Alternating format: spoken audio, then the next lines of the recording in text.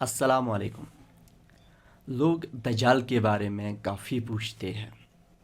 میں دیکھ رہا ہوں کہ انٹرنیٹ پہ کافی لڑکے اور پرٹیکولرلی مسلمانوں کے جتنے بھی جوان ہیں وہ کافی سرچ کرتے ہیں دجال کے بارے میں، کسی نہ کسی بات کو دجال کے بارے میں وہ سرچ کرتے رہتے ہیں۔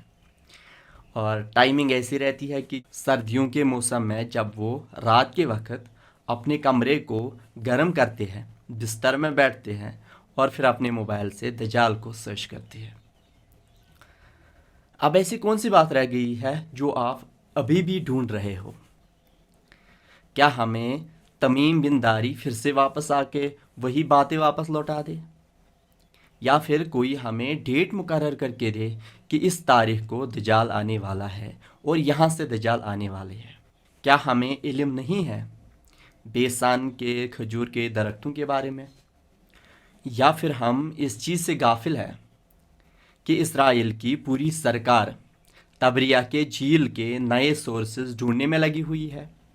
یا پھر ہمیں سیریا کے وہ پیاسے لوگ نظر نہیں آتے جو کبھی زگھر کے کنووں سے سیراب ہوا کرتے تھے؟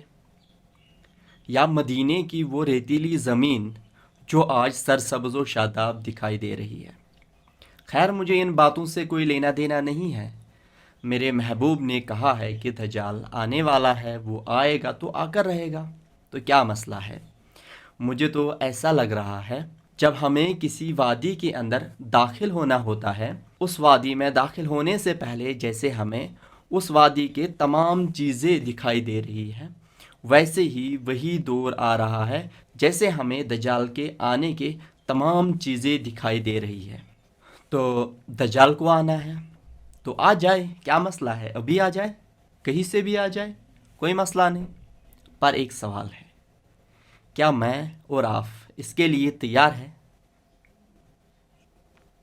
خیر، یہاں پہ یہ بات ضروری نہیں ہے whether I face to Dajjal or not, but I have to face to my Lord.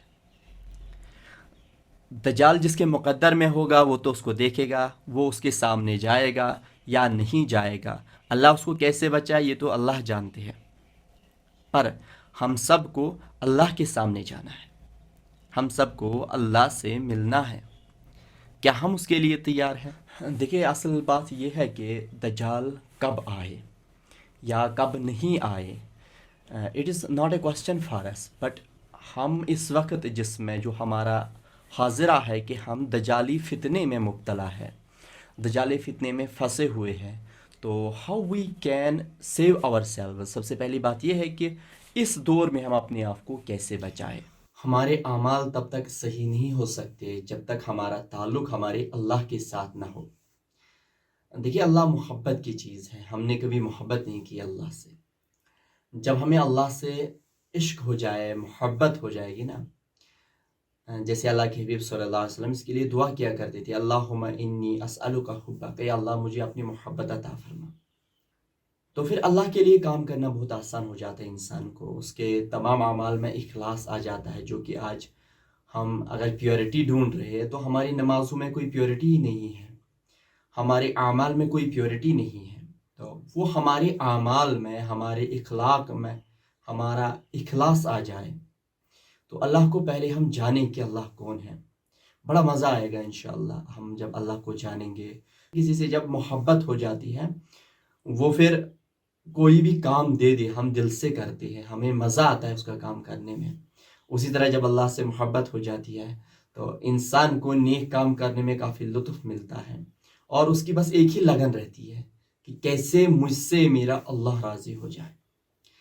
اور یہی دھن تھی صحابہ میں کہ کیا جو میں کام کر رہا ہوں اس کام سے اللہ راضی ہو رہا ہے یا نہیں ہو رہا ہے، کیا اس سے میری آخرت بن رہی ہے یا بگڑ رہی ہے۔ تو ہمیں تو یہی مسئلہ ہے کہ آخرت کے بارے میں ہم پورا ہمارے آنکھوں سے اوجھل ہے، اور ہمارے دماغ سے بھی ہم نے اس کو اوجھل کر دیا ہے۔ آخرت کے بارے میں جب ہمیں یہ پتہ ہو کہ کل ہمیں اس دنیا کے جتنے بھی کام کر رہے ہیں ان کا بدلہ ملنے والا ہے، تو آپ بتاؤ کون نہیں چاہتا کہ میرے یہاں کے ہر کام کا بہترین بدلہ ہو؟ کہیں ایسا نہ ہو کہ ہم کام کر رہے ہیں اور وہاں کچھ ہمیں نہیں مل رہا ہے۔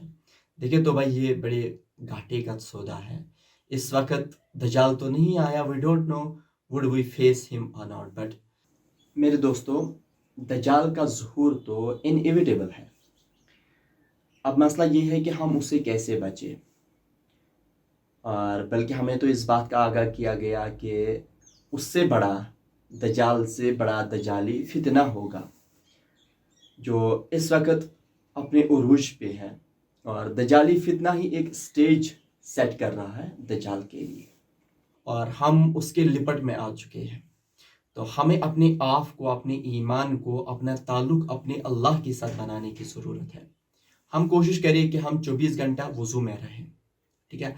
तो जब इंसान वज़ू में रहेगा तो काफ़ी गुनाहों से वो बचता है। दूसरी चीज़, हम हमारी निगाहों को पाक रखें, हमारी निगाहों को साफ़ रखें। तो जो शख्स अपनी निगाह को साफ़ रखता है, पाक रखता है, तो वो एक ऐसी ईमान की लज्जत दिल में पाएगा जो खाली उसी को पता है कि कैसी लज्जत मिली है मुझे। किसी और को वो लज्जत के बारे में नहीं कह सकता, क्योंकि वो ऐसा नहीं है कि दूसरे को भी थोड़ा सा सेब दे दो और वो भी खा ले तो कहेगा बड़ा मज़ेदार है। नहीं, ये तो इसी का दिल महसूस करेगा कि कैसी लज्जत है। और फिर हम हमारे जलवत, अपने खलवत को, यानी जब हम तन्हाई में हैं, उस वक्त अपने आप को अपने अल्लाह के साथ जोड़े। तो ये हमारी तन्हाइयों में हमें अल्लाह के सिवा कोई नहीं देख रहा। जब हम उनको पाक रखेंगे तो अल्लाह रब्बुल इज़्ज़त हमें तमाम चीज़ों से इंशाअल्लाह बचाएंगे।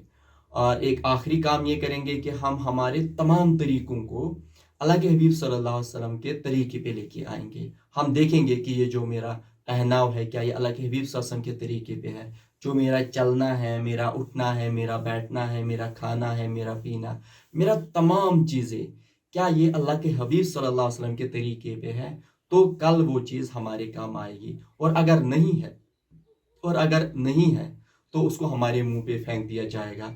वो तरीके किसी के काम हमें नहीं आएंगे। अल्लाह हम सबको ईमान पे इक्तिदाम फरमाए और हमें अल्लाह के हबीब सल्लल्लाहु अलैहि वसल्लम के तरीकों को जान जान के उन पे अमल करने की तौफीक अता फरमाएगा। मिलते हैं नई वीडियो में। अस्सलाम वालेकुम व रहमतुल्लाहि व बरकातुहू।